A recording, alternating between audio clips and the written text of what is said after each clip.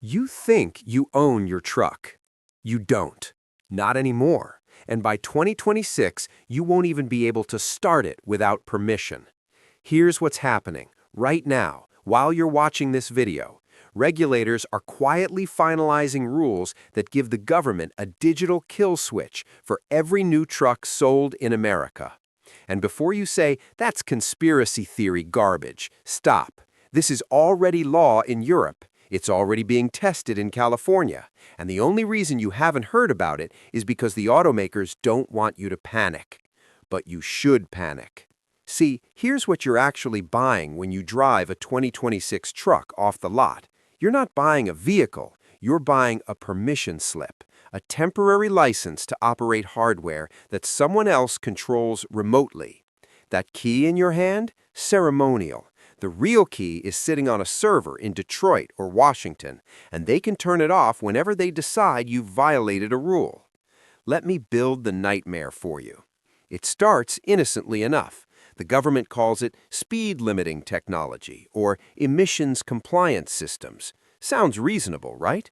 Too many speeding tickets? They'll just slow you down a little. Truck rolling coal? They'll just prevent the engine from overfueling. But here's where it gets dark. Once the hardware is in your truck, and it will be because the 2026 model year mandates telematics control units in every vehicle over 8,500 pounds, they don't need your permission to activate new restrictions. Over-the-air updates, you know the ones, the same updates that add features can also remove your ability to drive. And the trigger conditions? They're writing them right now. Speeding over 85 miles per hour 3 times in a month? Remote disable for 48 hours. Driving in a low-emission zone with a diesel? No start until you pay the fine. Missed a mandatory emissions recall? Truck won't move until you're at the dealer. And that's just the public list. Here's the villain. It's not some faceless bureaucrat. It's the alliance between the EPA, NHTSA, and the major truck manufacturers who are absolutely thrilled about this. Why? Because remote disable means guaranteed compliance. No more deleted diesels, no more modified ECUs. And here's the part that will make you angry. The manufacturers lobbied for this, quietly. Because a truck that can be turned off remotely is a truck that can be turned back on remotely for a subscription fee. Oh, you thought this was just about safety? In 2024, BMW already tried selling heated seat subscriptions. Ford tried charging $8 per month for remote start. Now imagine your truck's ability to even crank the engine is a $49.99 monthly operation privilege. Miss a payment? Truck's dead in your driveway. And the government clause just gives them legal cover to do the same thing for safety. Let me give you a specific, real example you can verify yourself. Right now, fleet trucks from GM and Ford already have geofencing and curfew features. A construction company can set a truck to not start outside of work hours or outside a 50-mile radius.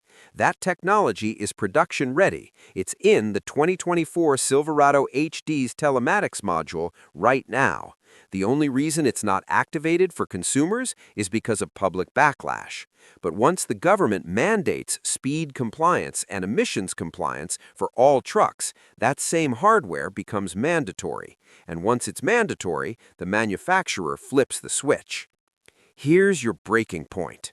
Imagine it's 2027. You're driving home from a camping trip with your family. Your truck is loaded. You're 3 hours from the nearest town, and suddenly a message appears on your dashboard. Emissions non-compliance. Vehicle will be limited to 5 miles per hour in 60 seconds. Please pull over safely. You haven't done anything wrong, but a sensor glitch, an old software profile, or an automatic ticket from a roadside camera flagged your truck. And there's no override, no mechanic on the phone, no dealership open on Sunday. You're stranded because some algorithm decided you were a risk. That's not a truck anymore. That's a jail cell with wheels. So what do? How do you beat this before it traps you? The solution has a name. I call it the pre-2026 lockdown loophole. Here's how it works. The mandates only apply to vehicles manufactured after a certain date, currently projected for January 1st, 2026. That means any truck built in 2025 or earlier is exempt from the mandatory remote disable hardware, no factory telematics unit, no over-the-air kill switch capability. The government can't retrofit millions of existing trucks. They don't have the legal authority, and the cost would be astronomical. So, step 1, if you plan to buy a new truck for long-term ownership, buy a 2025 model year, not a 2026, not a 2027. Get the last year before the mandate. Order it now. Dealers are already clearing 2025 inventory, but you can still factory order certain HD trucks through late 2025. Step 2, when you take delivery, immediately disable the cellular modem if the truck has one. On most 2024 to 2025 trucks, this is a fuse pull or a harness disconnect. There are YouTube tutorials for your specific model. Do it before you drive off the lot. The dealer won't help you, they're not allowed to, but you can. Step 3, never connect your truck to Wi-Fi. Never approve an over-the-air update. If the truck can't phone home, it can't receive a kill command. You lose some convenience features, remote start via app, real-time traffic, whatever. That's the price of freedom. Smart owners already know this, the ones who understand that connected vehicle is just a nice way of saying remotely controlled vehicle. They're buying 2025s right now. They're pulling fuses. They're keeping their trucks dumb, because dumb trucks can't be turned off by someone who doesn't like the way you drive. And here's the part the industry doesn't want you to realize. Once the 2026 trucks hit the market with full remote disable, the value of every pre-2026 truck is going to skyrocket, because people will realize what you just realized. Ownership means control, and control is the one thing they're trying to take from you. So here's what I want you to do.